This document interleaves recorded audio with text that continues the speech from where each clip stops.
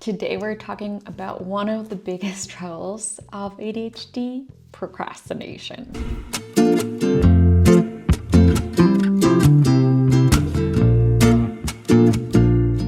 Hello everyone, I'm Dr. Yanina, cognitive psychologist, ADHD coach, and ADHDer myself.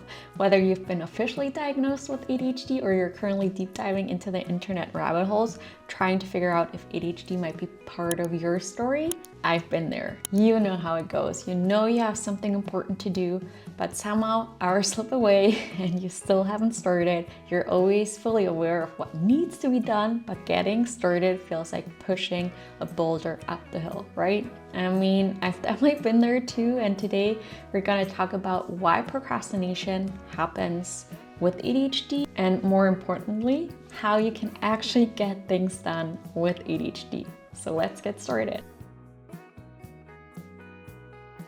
So before we talk about all the great solutions I have for you, we need to first understand why procrastination is such a big challenge for us ADHDers. And it all comes down to something called this interest-based nervous system.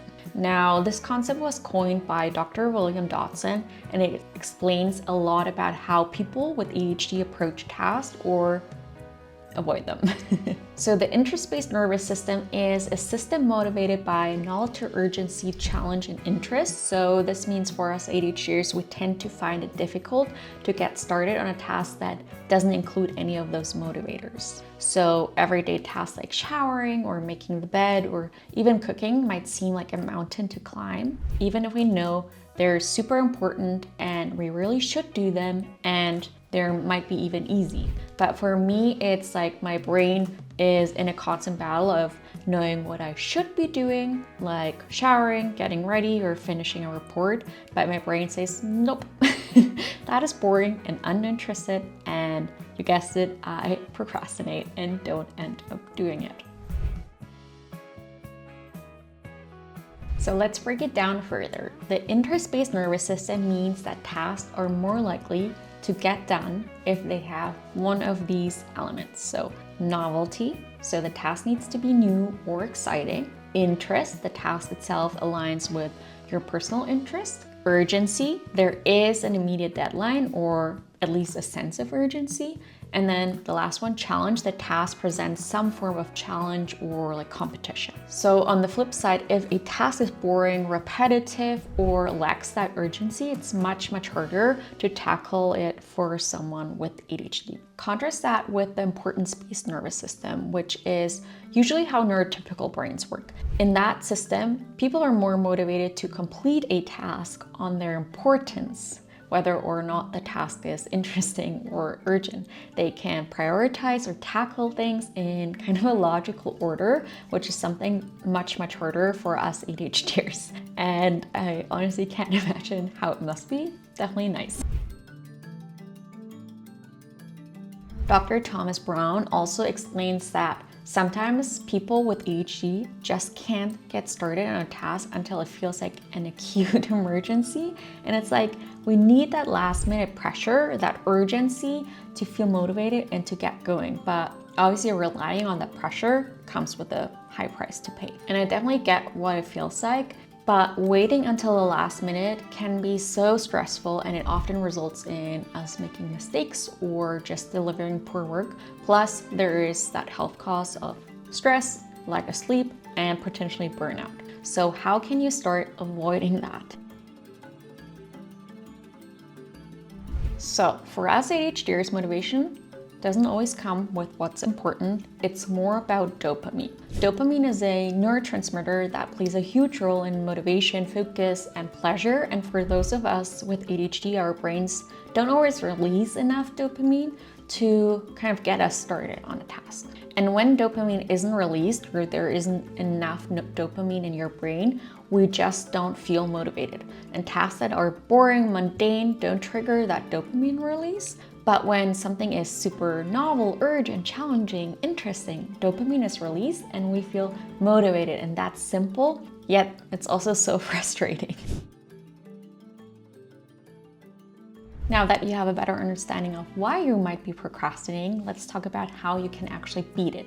And it's all about hacking your interest-based nervous system and creating strategies that give your brain the dopamine it needs to get moving and get started and find that motivation. So here are some ways you can make tasks more engaging and actually get things done. So firstly, adding novelty. That could be creating a new routine. If something feels boring, try doing it in maybe a different way to keep it fresh. You could change the environment. So for example, if you're working from home, instead of always working here at your desk, go to the kitchen counter, go to the library, go to a co-working space. And second, add something interesting. So link tasks to something that you love. So for instance, if you enjoy listening to music or podcast, pair that task with something that you like. So you could be cleaning your bathroom while you're listening to your favorite podcast, or you could be cooking while you're watching a YouTube video. Or you could use tools that just make the task itself more fun. So using colored pens or using a fancy notebook when you're working or organizing. Third, creating that sense of urgency, and ideally using a fake urgency and not that actual deadline that might be tomorrow. So of course you can try and introduce a fake deadline by I will try to get this done by 3 p.m. tomorrow or today. But in my experience and with most of my patients, this does not work.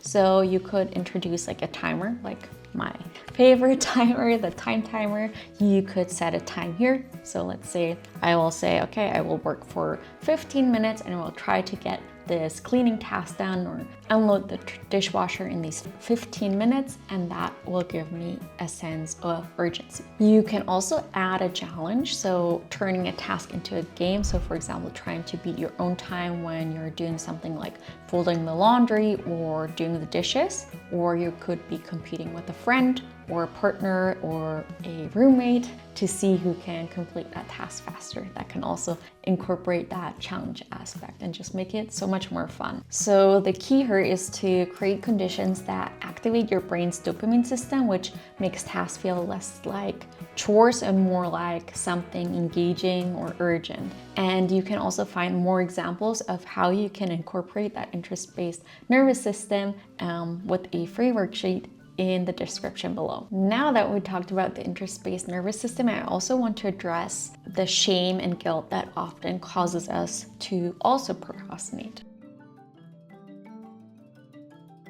Because emotions also play a huge part in procrastination, and it can often be fueled by shame or anxiety when we feel like we need to do a task but we might not be good enough for it, or we made mistakes in the past, and the fear of disappointing ourselves, our peers, our family can also be involved in that. But this is pretty much your brain just trying to protect you from that discomfort. And if you can catch yourself in that moment, remind yourself and try to reframe that thought that procrastination doesn't mean you don't care about the task. It just means your brain needs a little extra push. And that's when you can incorporate maybe that interest-based nervous system and make it more fun and exciting. It's also really important for you to remember that if you keep relying on that urgency, even though it might be helpful in that moment to get something done, if you're relying on it too much, it can really impact your health. It can impact your stress,